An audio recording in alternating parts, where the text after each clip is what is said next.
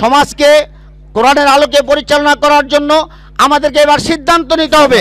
আমরা কি চাঁদাবাজের হাতে ক্ষমতা ছেড়ে দেব? আমরা কি নারী নির্যাতনের হাতে ক্ষমতা ছেড়ে দেব? আমরা কি অন্যের সম্পদ ধ্বংস করার ব্যক্তির হাতে ক্ষমতা দিয়ে দেব?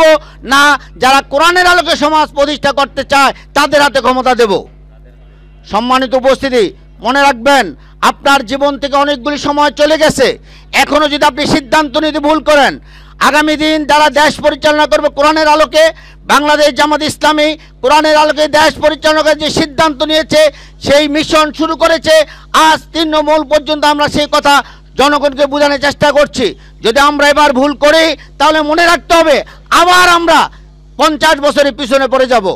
আমাদেরকে সিদ্ধান্ত নিতে হবে আমরা কি কাজ করব। আউযু বিল্লাহি মিনাশ শাইতানির রাজিম। বিসমিল্লাহির রহমানির রহিম। ওয়াল্লাযী আরসালা রাসূলাহু বিল হুদা ওয়া দীনিল হক লিইয়ুযহিরাহু আলাদ দীনি কুল্লিহি ওয়ালাউ কারিহাল মুশরিকুন। তিনি সে সত্তা যিনি তার রাসূলকে পাঠিয়েছিলেন মানুষের চিন্তা চেতনায় পরিচালিত একটি অশান্ত সমাজের মূলোৎপাটন করে একটি সুখী, সুন্দর এবং সমৃদ্ধশালী সমাজ উপহার দেওয়ার জন্য। সম্মানিত উপস্থিতি, মহান রাব্বুল আলামিন মানুষকে সৃষ্টি করে লাগামহীনভাবে ছেড়ে দেয়নি, বরং তাদেরকে সঠিক, সুন্দর এবং নির্ভুল পথে পরিচালনা করার জন্য যুগে যুগে বহু নবী এবং রাসূল প্রেরণ করেছেন। আর সকল নবী এবং রাসূলের একটি মাত্র আহ্বান ছিল, কুলু লা ইলাহা ইল্লাল্লাহ, তোমরা ঘোষণা করে দাও, তোমরা বলে দাও লা শারিকা লাহু, তার কোনো শরিক নাই। নবী এবং রাসূলদের পক্ষ থেকে এরকম বৈপ্লবিক পরিবর্তন আহ্বান যখনই আসছে, তখন কিছু লোক নবী এবং রাসূলদের পক্ষ অবলম্বন করছে, কিছু লোক নবী এবং রাসূলদের বিপক্ষে অবস্থান নিয়েছে। পক্ষ বিপক্ষ এই দুই শ্রেণী কোন পন্থায় তাদের ব্যক্তিগত জীবন, তাদের পারিবারিক জীবন, তাদের সামাজিক জীবন, তাদের রাজনৈতিক জীবন, তাদের অর্থনৈতিক জীবন পরিচালনা করবেন, এই জন্য যুগে যুগে বহু আসমানি কিতাব অবতীর্ণ হয়েছে।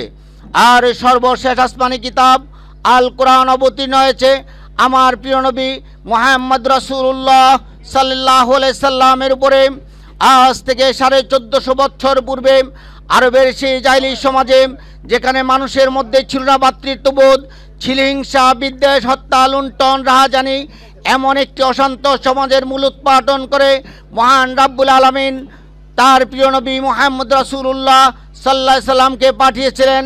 রাসূল সাল্লাল্লাহু আলাইহি সাল্লাম নবুয়তের 40 বছর পূর্বে জন্মগ্রহণ করার পরে তার আদর্শ সততার মাধ্যমে আরব সমাজে যখন আলামিন হিসেবে আত্মপ্রকাশ করেছে, তখন নবুয়ত পাওয়ার পরে সেই রাসূল পাহাড়ের গুহায় গিয়ে আরববাসীকে ডাক দিয়ে বলল, আমি যদি বলি পাহাড়ের অপর প্রান্ত থেকে শত্রু পক্ষ তোমাদেরকে আক্রমণ করবে, তাহলে কি তোমরা বিশ্বাস করবা?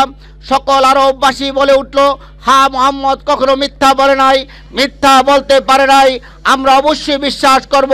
তখন বলল, তাহলে আমি বলছি লা ইলাহা ইল্লাল্লাহু মুহাম্মদ রাসূলুল্লাহ, তোমরা ঘোষণা করে দাও আল্লাহ ছাড়া কোনো মাবুদ নাই।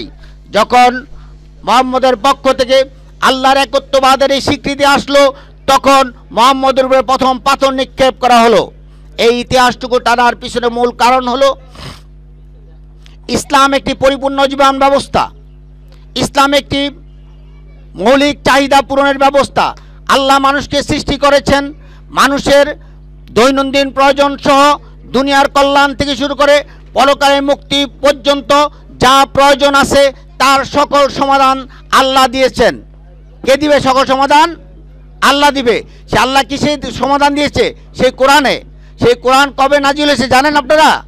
এই রমজান মাসে কোরআন নাজিল হয়েছে। কোন মাসে? রমজান মাসে। শাহরুর রমাদান আল্লাযিনা উনজিলা ফীহিল কোরআন। এই রমজান মাসে কোরআন নাজিল হয়েছে। এই রমজান মাসে কোরআন নাজিল হওয়ার কারণে এই রমজান মাসে এত মর্যাদা বৃদ্ধি পাইছে। আমরা তাহাজ্জুদ পড়ি, সদকা করি, অসংখ্য ইবাদত করি একমাত্র বেশি সওয়াব পাওয়ার আশায়। কিন্তু বেশি সওয়াব কেন পাওয়া হয়েছে? কোরআন নাজিলের কারণে। যে কোরআন নাজিলের কারণে যে রমজানে মর্যাদা বৃদ্ধি পেয়ে যায়, সেই কোরআনের আলোকে যদি আমরা সমাজ গঠন করতে পারি, তাহলে কি আমাদের সমাজের মর্যাদা বৃদ্ধি পাবে না? না, বুঝেন নাই? সমাজের মর্যাদা বৃদ্ধি পাবে। সম্মানিত উপস্থিতি, আজকে আমরা রমজান মাসের শেষ পর্যায়ে চলে আসছি। ঈদের ঘণ্টা বাজা শুরু হয়েছে। আমরা আপনাদেরকে এখানে কিছু ঈদ সামগ্রী দেওয়ার জন্য আমরা ডেকেছি। আসলে আমরা যদি এই ঈদ সামগ্রীগুলো আপনাদের বাড়ি বাড়ি পৌঁছে দিতে পারতাম, আমাদের সামর্থ্য থাকতো, তাহলে আমাদের কাছে ভালো লাগতো। কারণ ইসলাম এমন একটা জিনিস, মানুষের মৌলিক চাহিদা পূরণ করাই ইসলামের মূল কাজ। মৌলিক চাহিদা পূরণ করে তারপরে তাকে এই সমাজে সুন্দরভাবে বসবাস করে দেওয়া, এটি হলো ইসলামের মূল কাজ। আর এই ইসলামের মূল কাজটা তখনই বাস্তবায়ন করা সম্ভব হবে যখন কোরআনের আলোকে সমাজ গঠন করা যাবে।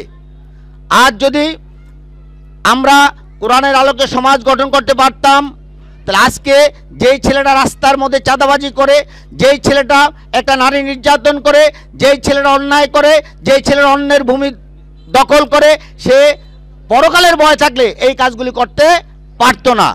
তাহলে আমরা সমাজ পরিবর্তনের জন্য, সমাজকে কোরআনের আলোকে পরিচালনা করার জন্য আমাদেরকে এবার সিদ্ধান্ত নিতে হবে। আমরা কি চাঁদাবাজের হাতে ক্ষমতা ছেড়ে দেব? আমরা কি নারী নির্যাতনের হাতে ক্ষমতা ছেড়ে দেব? আমরা কি অন্যের সম্পদ ধ্বংস করার ব্যক্তির হাতে ক্ষমতা দিয়ে দেব? না, যারা কোরআনের আলোকে সমাজ প্রতিষ্ঠা করতে চায় তাদের হাতে ক্ষমতা দেব? সম্মানিত উপস্থিতি, মনে রাখবেন, আপনার জীবন থেকে অনেকগুলি সময় চলে গেছে। এখনও যদি আপনি সিদ্ধান্ত নিতে ভুল করেন, আগামী দিন যারা দেশ পরিচালনা করবে কোরআনের আলোকে, বাংলাদেশ জামাত ইসলামী কোরআনের আলোকে দেশ পরিচালনা করার যে সিদ্ধান্ত নিয়েছে, সেই মিশন শুরু করেছে, আজ তৃণমূল পর্যন্ত আমরা সেই কথা জনগণকে বোঝানোর চেষ্টা করছি। যদি আমরা এবার ভুল করি, তাহলে মনে রাখতে হবে আবার আমরা 50 বছরের পিছনে পড়ে যাব। আমাদেরকে সিদ্ধান্ত নিতে হবে আমরা কি কাজ করব।